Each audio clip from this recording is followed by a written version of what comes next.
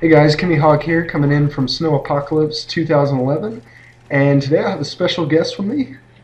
Go ahead and introduce yourself.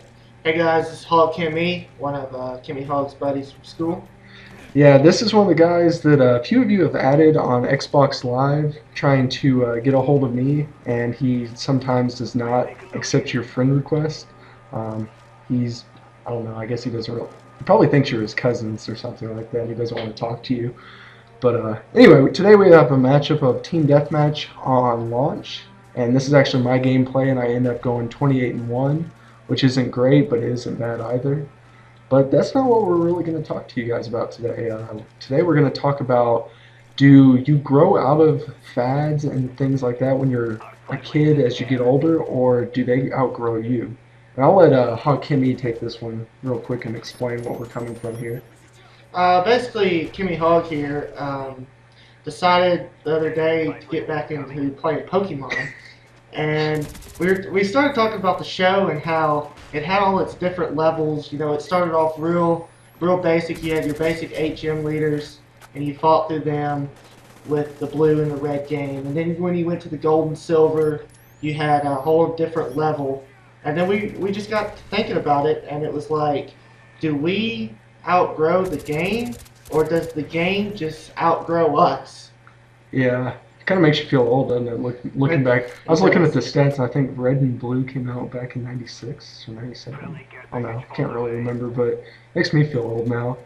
But definitely, like, I was looking at some of the complicated things with the game now, and you can like replay gym battles and stuff like that. And I was like, man, what happened to the old days where if you wanted to have a strong Pokemon, you had to like, travel around in the grass for like 20 hours just to get a Pokemon up to level 50.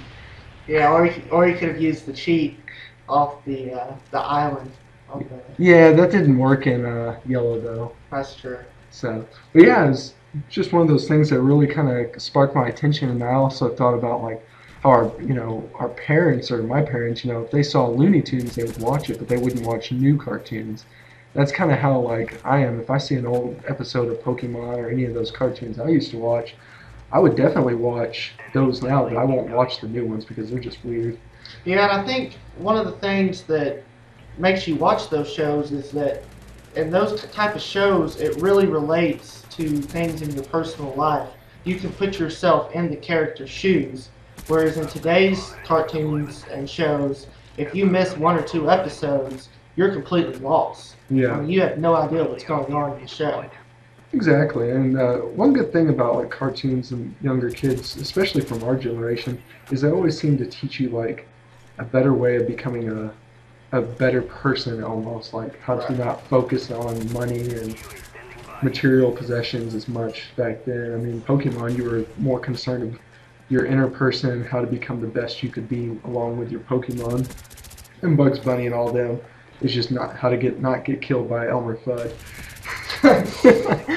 Oh, Or for the coyote to catch the roadrunner, which he never did. Kind of have to feel sorry for that guy. yeah. Maybe if he has a chemical engineer instead of a mechanical or civil engineer. Yeah, maybe. Oh, man, I got the attack puppies. I love those He guys. did. Oh, Was this the game where Victory Red trapped your dog in the no, corner? a pass. No, that was Nuketown. Yeah, he stuck like one or two of my dogs in a corner and wouldn't let them out. Otherwise, I'd have probably had a much better score. But oh well. Uh, but yeah, we're kind of curious as to what you guys think about this.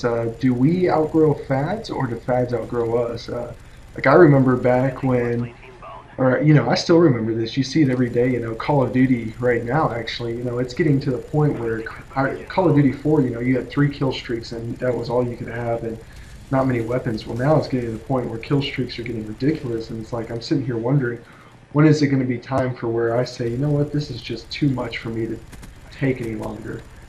Or what about just the repetition of games? I mean, you've got Modern Warfare or Black Ops that just came out, here 3 months ago, and then you've already got the next one in the making and scheduled to come out in November. Yeah, I mean, are we going to get the retention of, I've heard stats that Black Ops has made over $1 million in sales. I'm sorry, $1 billion in sales.